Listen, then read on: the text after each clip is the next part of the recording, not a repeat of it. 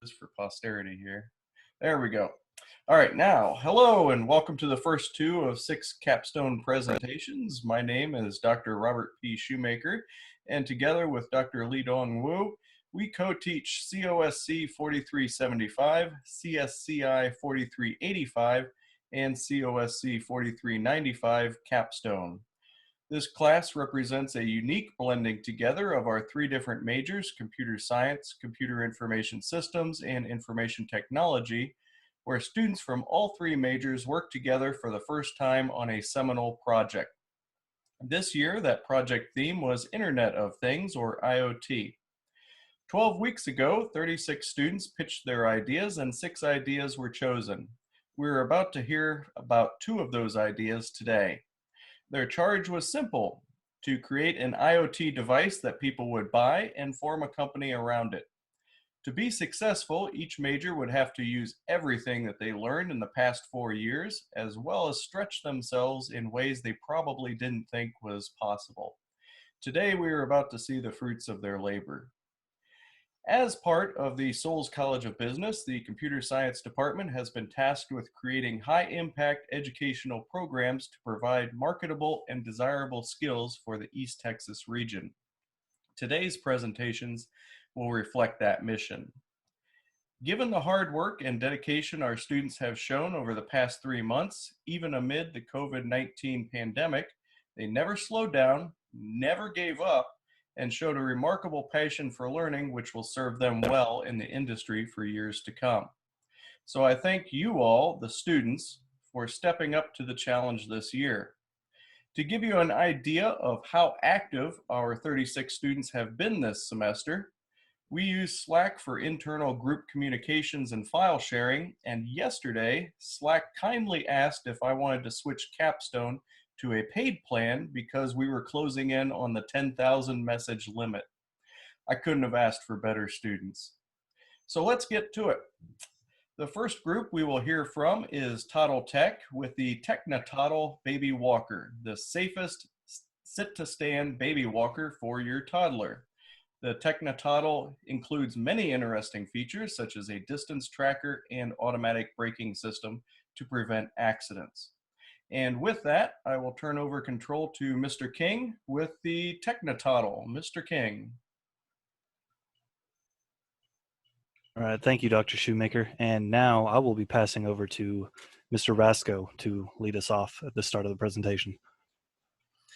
Good afternoon, everyone. My name is Michael Rasco. I am the founder of Toddle Tech, and I'm here to present our flagship product, the Techni-Toddle, which is an innovative take on the sit-to-stand baby walkers. I got the idea for the Techni-Toddle by watching my own daughter play with her sit-to-stand baby walker. And as toddlers tend to do, she would get overzealous, just hyped up at walking for the first time, and she would try to run before she really got a hang of walking. And the baby walker would get away from her, and she would face plant.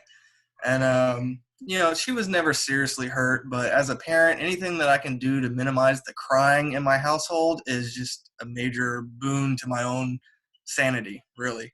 So I started thinking about how we could automate just a braking system if they go too fast or anything, a gentle braking system that would prevent those type of falls. On top of that, my wife is very big on scrapbooking and taking photos of everything that our children do. And, there's a lot of major life moments that are adorn our walls in our household, but, we didn't really have anything for the first day of walking. You don't really know the first day that your child becomes a competent, confident walker. So I came up with the idea of time stamping the use of the walker so that we would know the last date that the child needed the walker before setting out on her own and not needing support like that anymore. We did this by time stamping distance measurements that return to our database the amount of feet that the child has walked on any given day. Now, to talk more in depth about the different features of the product and how it all works, I'm going to pass things over to Chris Merrick, who is one of our lead developers. Him and Chris Medine are the two developers that worked on everything. Ethan Cherry and Jonathan King are our business analysts, and myself and Justin Austin dealt with the back-end services on the IT side. So Chris Merrick, take it over.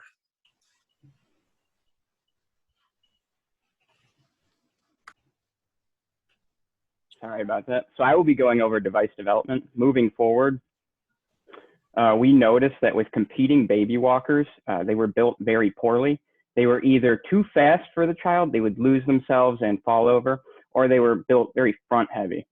So to mitigate that, we introduced a braking system with our baby walker. Our braking system is very powerful, yet gentle to bring the child to a slow walk. It's also built within a very balanced chassis, so they will not fall over due to the device being front heavy. On top of that, we introduced a distance tracker. And we did this because we understand that children, when they begin to walk, it's a very important development in their life. And we know that parents would like to see this development as it happens. Next slide, please. Next slide, please. So for the life cycle, we use the agile life cycle method. This was very advantageous to us because it allowed us to build and test the device incrementally. Another plus of that is when you build incrementally, you're able to see errors very early on in development and introduce new improvements to the design. Next slide, please. So here's our hardware and software. So the solenoid was our first piece of hardware, and this was the braking system. This motor applies pressure to the wheels and brings the device to a stop. We have the IR sensors and emitters, and this gathers the speed and distance data for the device. And then we have a Raspberry Pi 4. This acts as the controller and interacts and engages both the solenoid and the sensors, and then gathers their data and sends it via Wi-Fi to the database. For the software side of things, we used Python GPIO. This is a Python module that allowed us to communicate and interact with the GPIO interface on the Raspberry Pi 4. Finally, we used Android Studio using the languages of Java and XML. With Android Studio, we were able to create a companion app for the device. Next slide, please. Here's our Gantt chart. This details all the phases that we went through, and as you can see, they're all complete. And this was because the development team rigorously followed any timetable given to us. With knowing this now, how to build the device properly and program it correctly, we could do a new device in a fraction of the time. So now I will pass off to Christopher Medellin, who will be talking about the stakeholders for the system. It was important for us when we started this project to identify all of the people who stood to gain anything from using our product. And we identified that parents, you know, being such a milestone, they would love to have something to remember when their child graduated from using a walker. Parents are also very concerned for the child's safety. When the children are using this device, they gain a safer tool to learn how to walk. The device is always collecting data in the database and storing it there. And usually it's just the parents who look at the data. But we also realize that researchers could benefit from this data as well. Let's take a look at the use case model. So this is kind of a broad overview of our entire ecosystem and all the different actors that play a part.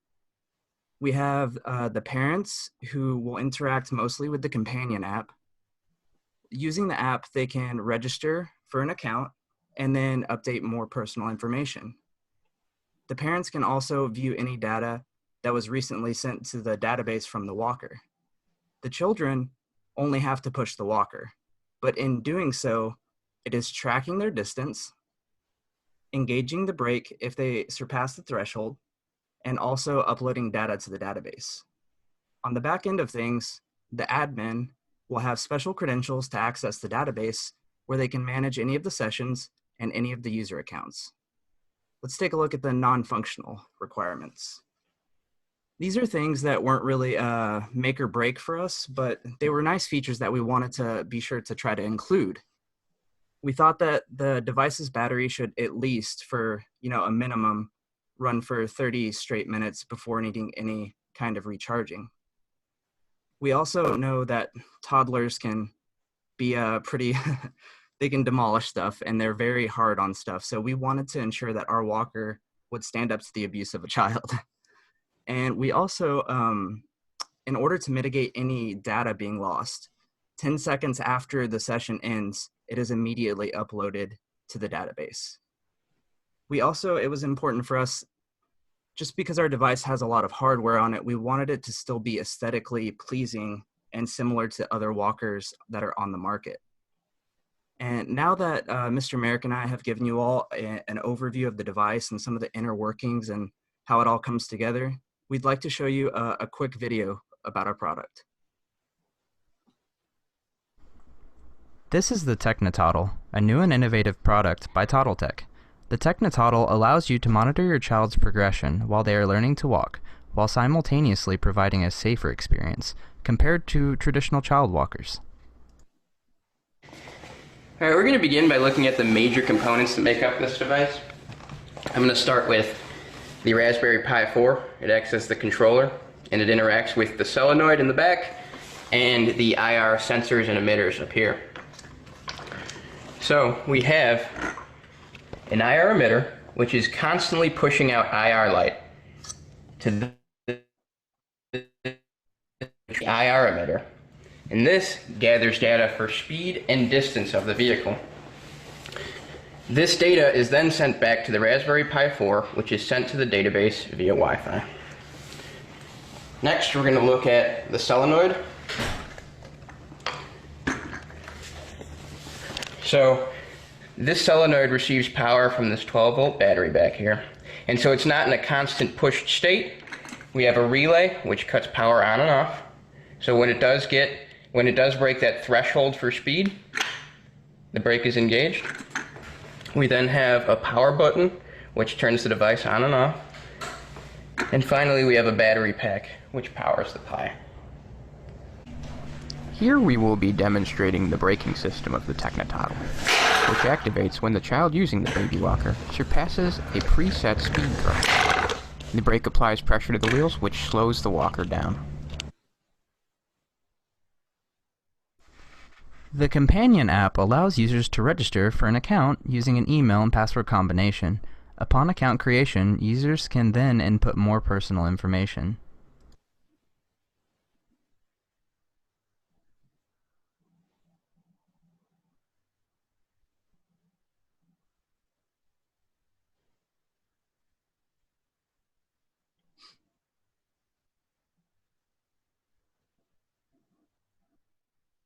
If you are a returning user, just click your correct login information and you'll be taken to your home page.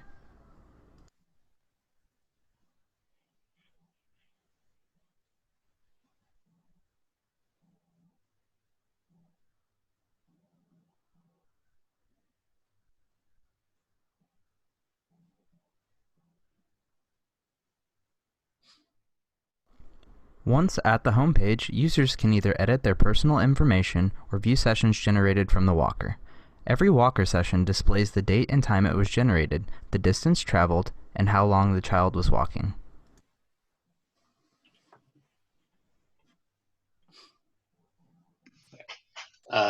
I'll be discussing the business plan and some of the aspects that will lead to the success of our business. I just want to reiterate on some of the product features. Our walker has a specialized braking system that prevents crashes, a distance tracker that uploads data to your smartphone where the data is viewable on our unique application. We anticipate a total of 2 hours of battery life that will span across multiple sessions instead of one long session. We're planning on adding a feature where the walker will turn itself on and off again to conserve battery life and make it more user-friendly. We're a premium product at a selling price around $150, whereas most wooden walkers are anywhere from $100 to $200, depending on specifications. Now I'm going on to how we create value for our products or for our customers. To understand how we create value, we need to understand our mission or our goal as a business.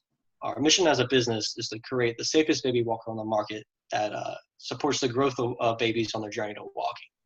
We developed the safest push walker on the market, seen and reported that over 9,000 babies are hurt every year by walkers, and our aim is to prevent these injuries from happening and reduce this number substantially. On top of that, our walker will allow parents to track their toddler's growth as they learn to walk. Being able to track the distance toddlers walk can be beneficial to parents, anybody that's caretaking babies, as they learn to understand what they're walking, how they're walking, and any patterns that might ensue. We also have a durable walker. As mentioned before, it's made of wood. It was made with the design to withstand anything a baby can do with it, throw it around, beat it up. It can do whatever it wants. It should withstand anything. It's well worth its money and price. It's a very durable product. Now I'm going to discuss the customer segments and who our target demographic is. We believe our target demographic are parents that are tech savvy between the ages of 25 and 35. Younger customers, we believe they'll be able to utilize our product effectively and to its full potential. Approximately 2 million babies are born in the U.S. each year for parents within this age range. And we believe we can target these babies or these parents of these babies to output a predictable amount of sales per year. We also plan to target grandparents between the ages of 45 and 65. We believe this age is an estimate based on the parents beforehand.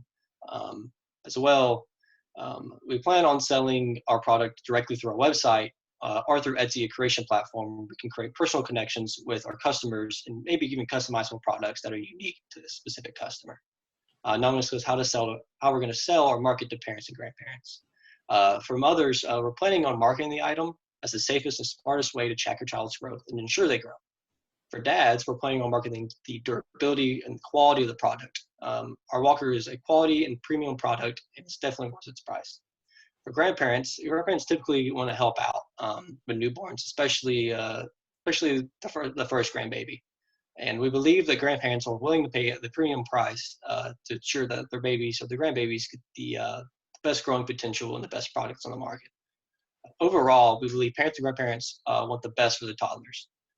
The marketplace will be primarily, they want the safe toy to watch their toddler grow. This is a stressful time for parents, and we believe that we can relieve some of the stress as they learn to grow with our unique value created through our product. Now, Jonathan will discuss our revenue streams. So for our revenue streams at Toddle Tech, our primary source of revenue will be selling the walker directly, either through our website or through Etsy, directly to parents. And the secondary one is like Mr. Medellin and Mr. Rasco stated, we're going to be selling data as well. And this is going to be an opt-in or opt-out. And it's not going to have very much personal data as well. It's more or less going to be the age of the child, and it's going to be when they stopped using the device. So we could use that to market other products that come after the walking stage in a child's life. And the way that this is going to be purchased is either through our website directly or selling through Etsy on their marketplace to reach our ideal market demographic, because Etsy has a very strong buyer base. They had 33.36 million people in 2017, and that number rose to 39 million in 2018, and now it is 45.7 million in 2019. So this number continues to rise. So that is a perfect place to reach a large amount of people. And Etsy is also known for being a place to buy custom, unique furniture, or toys, and all kinds of things, crafts. And lastly, we would like to work with a manufacturer that may not make baby walkers, but has the manufacturing capability that we would need. And we could work hand in hand with them. They could help us with their manufacturing infrastructure, and we could help them branch out into other avenues so that then we could go into mass production and make thousands of units a year if we wanted. Next is going to be our cost structure. And our variable costs can be lowered with increased manufacturing, as you'll see on the next slide. And the image you see on the page is based on a break-even analysis. So 33% of our total costs are fixed costs, such as rent and utilities for where we're going to be located in manufacturing at initially. 67% are our variable costs, such as materials to use in production, raw materials and such. We would need to sell over 3,000 units to break even using this model based on us getting production labor, which you will also see on the next screen. And this is a low fixed costs model, and the selling price of the walker is $150. So on this screen, you will see production labor for the area of Tyler, Texas. This is the average, $26,528. Now the wage total would be the production labor times 6 for everyone at Toddle Tech. And we would be able to utilize an Amazon Prime business membership to get all of our raw materials, since they are all small electric components. And we could use that to save money on shipping raw materials. And also our rent is for the Tyler Innovation Pipeline, the membership for 6 people, And that would allow all 6 of us to be able to work individually and make these walkers. And our total fixed cost comes out to $161,037 per year based on this model. And now you will see our prototype costs on the left and our expected final product costs. So if you look in the battery for solenoid area, the components, you can see that in the expected final product, we're able to shave off almost $100 by shifting to 1 battery versus 2 for the solenoid, and microcontroller or Raspberry Pi to just simply 1. And we would also have the IR receiver and wiring. Those prices would also be reduced when purchasing that in bulk. And lastly, with our microcontroller, instead of Raspberry Pi, prices would go down even farther with that. And next, I will hand off to Mr. Austin with our tech needs. Thank you. So with any company, there comes a list of different products and or features that they need to help get to commercialization. We here at ToddleTech have thought of a list of 4 different things that we think that Techni-Toddle needs in order to help us get to the market. So as you see here, one of those things is the rechargeable battery, and then we're going to combine that with the DC converter in order to mitigate the two batteries down to 1. As you saw in the video, we had a bigger brick battery, and then we had another battery down towards the bottom. This will allow us to get rid of the 2 batteries, and then it'll take it down to 1 battery. And with a converter, it'll be able to help us to evenly distribute power where it's needed, so that way the user doesn't have to worry about anything. All they have to do is worry about 1 charger and just one little port, and they don't have to worry about any other different accessories that they may or may not think they need for the walker. The next thing that we decided to add was the digital tilt sensor. Now, as you heard throughout the speech, toddlers tend to be a bit tend to tumble here and there, and the walkers tend to get away with them. We're going to combine the digital tilt sensor with the braking system in order to keep the walker from tilting over. We have it really well balanced. So we're going to combine those 2 together to have it catch it to where if it detects a certain preset angle, that there will be no problem with the kid tipping over or the walker get away from him, period. And the last thing that we're going to add is just some different baby toys that we think would help make the walker look more pleasing and more appealing to the toddler. As you saw in the video, the walker is just a bare wooden walker with some decorations on the front of it, just representing the company. And we want to be able to add stuff to the Techni-Toddle that will make it more appealing, like I said, to the children and or toddlers or whoever, and to help the toddler to want to use it more often, and to help them to want to learn how to walk, and it'll give them something to play with as they learn how to walk, and also have comfort with the parents knowing that they're not just buying some plain looking walker, and that they're investing their money into stuff that they know that their children will use. And I will now pass on to Mr. Esco for the backend services. Okay, so with any IoT device, the proper flow of data and successful flow of data is crucial. It's how everything communicates with each other. Without that flow of data and without the back end database, then it's no longer an IoT device. It's just any other walker out on the market. So the way our data flows is you have a little bit the application. Parents will register for it using their email address and password. That goes to the database, and that syncs up with the serial number on the individual Techni-Toddle. And that is how we make that connection. So whenever the walker pushes data from distance measurements and the date and time to the database, it is connected one-to-one to that one user, so no one else is going to be able to access the data. This is also how the user will use the app to access and view their own data.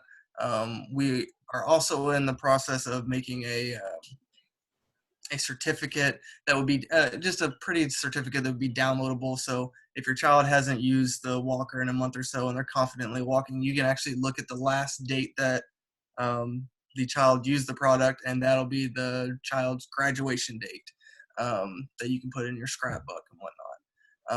And all of this is held together through the database. It is the heart of the system. I think that's about all that we have to cover today. I'd like to open this up to questions from the group.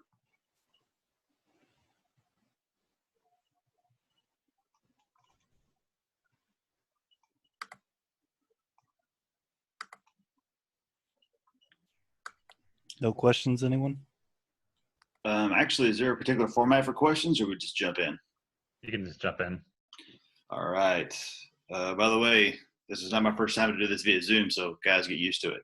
So I have actually a bunch of questions. Some of you addressed, and some of you didn't real quick, but just so I have a better understanding, the construction of this, is it going to be made of a different material, the final construction, or do you tend to keep it kind of a base wood material?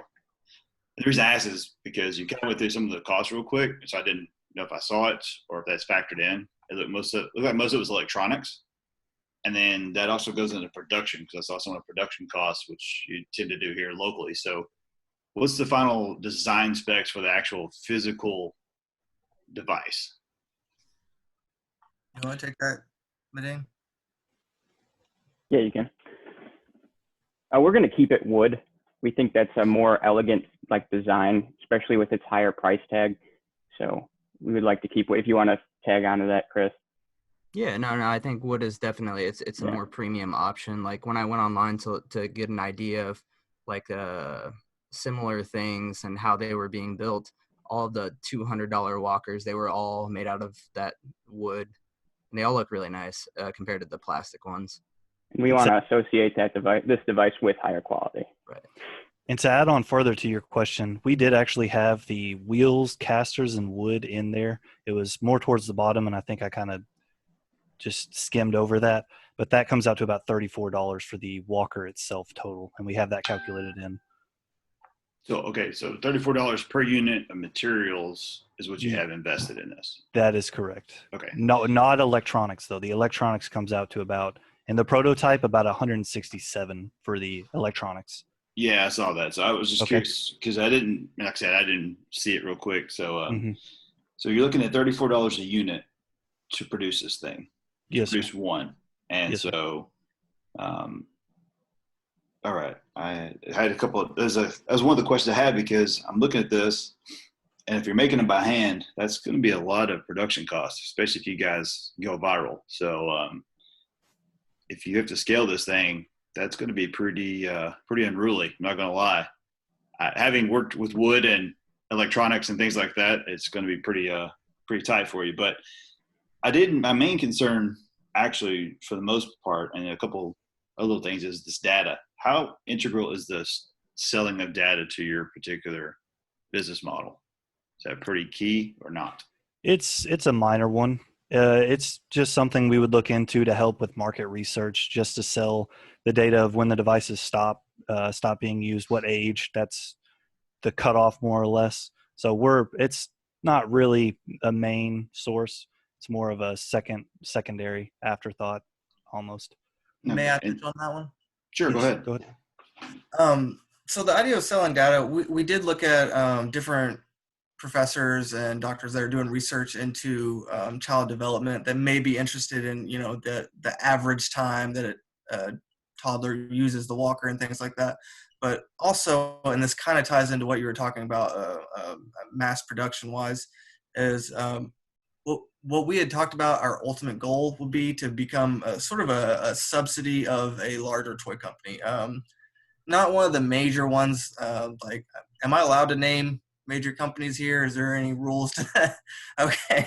Not like VTech or Fisher Price, but maybe a second tier one, because they already have their portfolio of toys that they're putting out. They're not interested. But a second tier one that may be interested to branch out from their current production to widen their portfolio to IoT devices. We could utilize their infrastructure to make the product, and they could utilize the timestamp data to better focus their advertisements. So they would know, like, this child is at this age. We can send this email that's used as a username to send advertisements for the next steps of toys, the next grade up, I guess I would say. Okay. Yeah, and honestly, I'll be quite frank with you. I think it's an interesting idea. Uh, uh, there's only a couple of concerns. How when I saw the quick video of the prototype, it seemed like there were a lot of devices that were exterior to the actual device. I mean, the actual walker itself. And you guys all mentioned it several times. You get a toddler sitting on the ground that's staring at some of those actuators and things. Those suckers are going in their mouth or being pulled on. So enclosing as much of this, especially the braking system, as possible, so in some manner, is going to be crucial because otherwise that becomes a safety hazard. And as a former, my kid's mom was a helicopter parent, and if she saw any of that kind of stuff, oh my gosh, that wasn't even consideration. She may just buy it just to burn it in effigy. I don't know, but anyway, that's that I would say contain as much of that as possible from a safety standpoint and liability issue. I do like the fact that that braking system is actually pretty clever. That's really kind of a neat idea. So I applaud you on that. But also too, just making this thing, I was concerned about the weight, but there's a dual purpose for that, because if this thing is pretty substantial, it could be a hazard, but also too, it actually creates a lot more stability if the center of gravity is low enough. So that way they can lean against it, pull themselves up, that kind of thing. So I would just encourage you to kind of do some tests with the kids actually pulling themselves up with this thing and it not falling over on them. Because there are some large kids out there who don't get walking till later in life, and they're pretty big. And so, but anyway, your profit margin seems pretty good. I assume you're coming in right around with everything. It's about $60 a unit. Look like real quick, some bad math. Do you have that pulled up, Jonathan? Yes, I do. It's about 100 for the total, but like we said, those costs can go down with scaling up. Can I hop in? Go ahead. I think I did like a little bit of forecasting, and with the technology applied to each unit, I think it cost around $100 to produce each unit, and looking to sell it around 150. I think we would at a profit margin about $50. Like you said, it takes around 3,200 units just to break even based off our fixed cost and our variable cost. Now, when you say break even, is that a year or just out of the gate? Just for 1 year. Okay. Mm-hmm. And I just wanted to add, Mr. Reynolds, with your concerns with the whole where the electronics and stuff are, that just being our prototype, that was what we were able to build with the best of our ability. And then, like I mentioned, with the tech needs, we're able to really shrink down the components, really able to get things more compact and more out of the way, so there's no concerns for the parents. And like I said, we have different alternatives to different approaches that we want to take to kind of mitigate with that. So I just wanted to mention, that we do have the thoughts to compact the electronics. It's just with the time span and with our current ability, that's we're able to get it as compact as we're able to get it currently. So you got to crank something out because pictures don't always do it justice. So, but as you go pitching this and as you start focusing on it more, I would definitely encourage you to start streamlining as much as possible. Yes, sir. But no, I think it's a really unique idea, and I think there are a lot of ways you could actually get your unit costs even further down as you do grow. Correct. I just see to be quite frank with you, just cutting and screwing wood together takes a long time, and so especially when they've been pretty exact. And I assume you are sanding this thing down and all that good stuff. So really, your labor costs will be more in the fact of actually just assembling this thing than anything. So just give some concern to that and how you can, obviously you guys use the agile method. But there are a lot of logistic methods you can use to actually reduce your manufacturing time and cut some of those costs down, especially with batching materials and, buying a couple of pieces of equipment that actually cut a lot of wood at one time, mill it down, all that good stuff. So just something to think about. And like I said, I think it's a good idea, and I'll quit hogging all the time. Thank you. Can I ask a question? Thank you. Can I ask you a question, Mr. Reynolds? Oh, sure. Go ahead. Do you think it'd be beneficial to construct our product as like a high durable plastic versus wood? Do you think it'd be easier to sell that way? Honestly, the wood thing's a pretty good idea. Because a lot of my own kids' toys, my son's about to be 17, I still had some of his toys and they were wood I think they did it out of wood. I just went there and traced a bunch of things and cut it out, and they lasted until I moved my last 6 months ago and I got rid of them. So it's a very durable material. It's very readily accessible. You can supply. You can get many different suppliers. I don't think you'll be in a hard crunch for wood very often. The main thing is just find the right wood and then be able to work with it. And like I said, I think that's a really cool idea.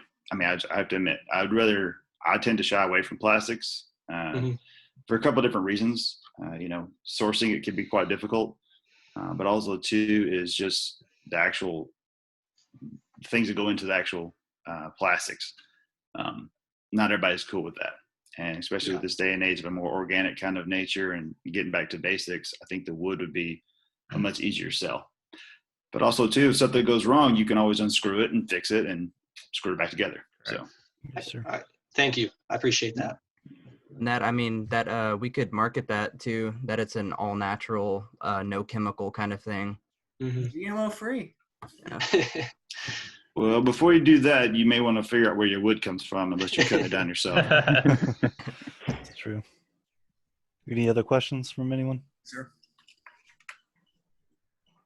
How are you guys dealing with user accounts? So, like, once I register with your system and get logged in, am I tied to a specific Toddle Tech device, or is where are those readings stored? Are they like protected somehow, or are they just like I can only access my own readings, or could I go in and see someone else's?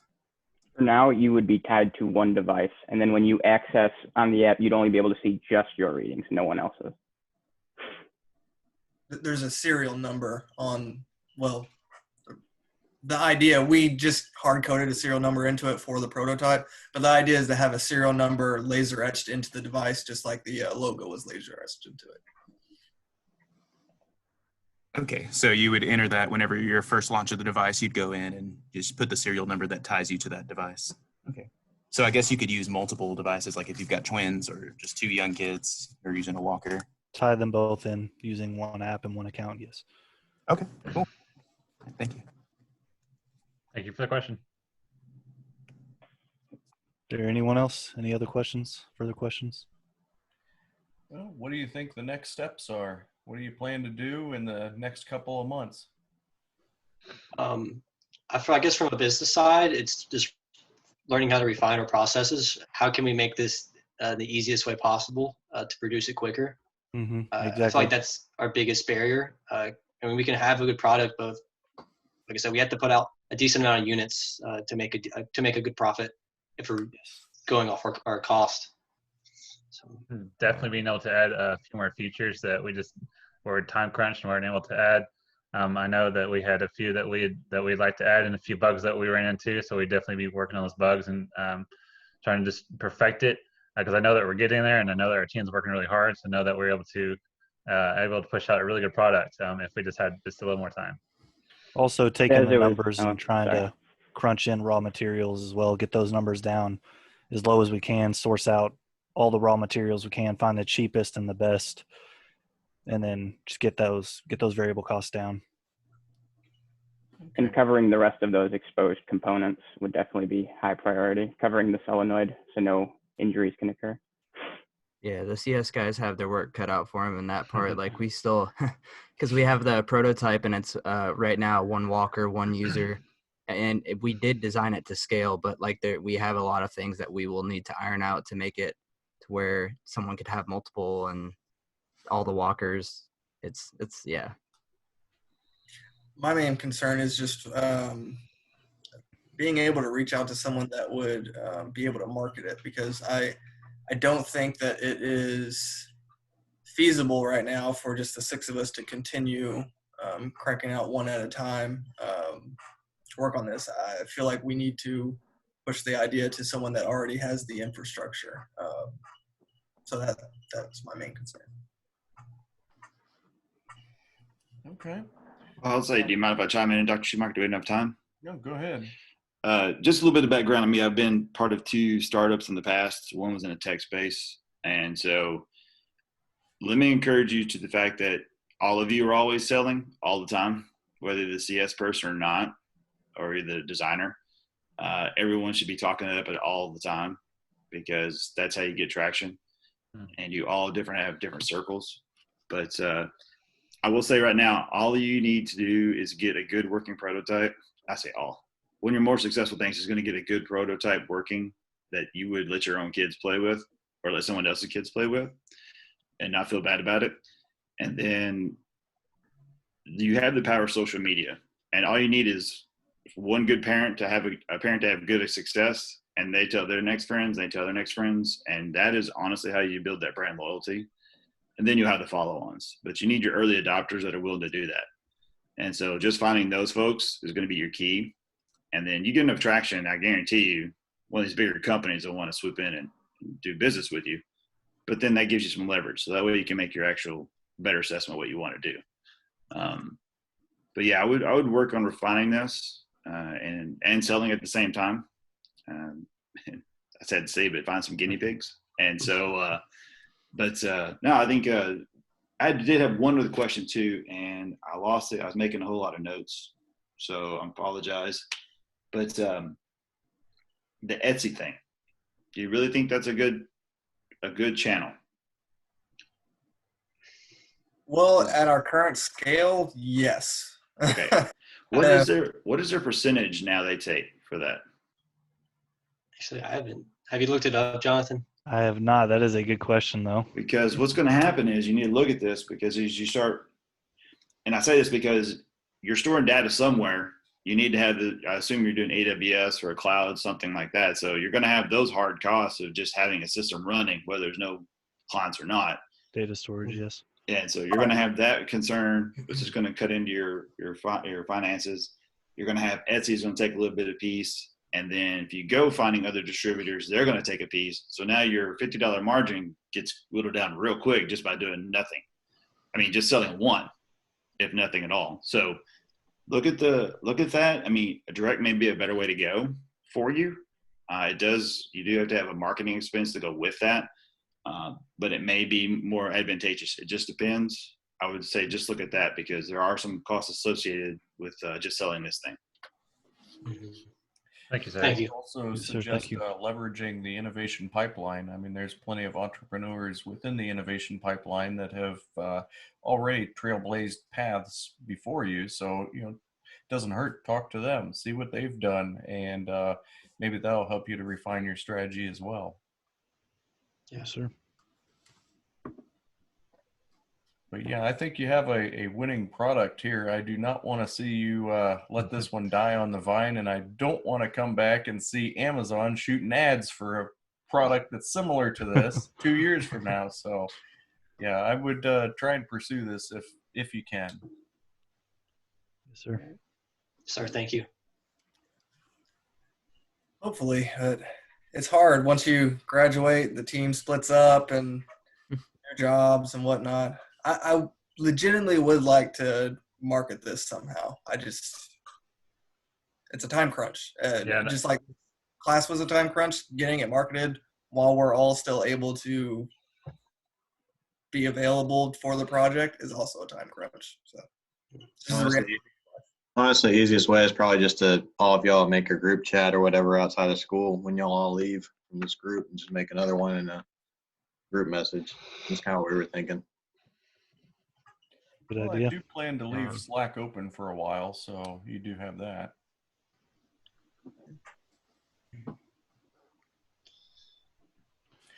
All right. Any other questions? Actually, yeah, I got one. How do y'all determine whether they're allowed to opt in or opt out of gathering data? Is that in the app or? So that it's not a current feature right now because we're not actually. But it would have to be through the app. When they sign up to register for an account under that personal information tab, there'd be just a box that they could click to say like opt in for like Techni-Toddle can share my data, or And we would try to explain what we would collect, because if you just say we're going to sell your data, most people will say no. We'll try to get specific because it's not incriminating data. Right.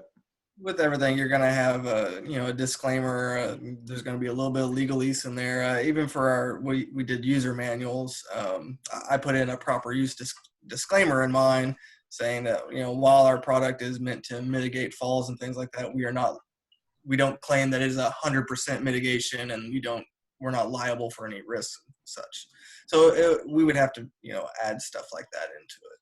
Yeah. All right. Cool. All right. Well, we've hit up against the time limit here, so thank you for that. And next up is NVEN Sensors.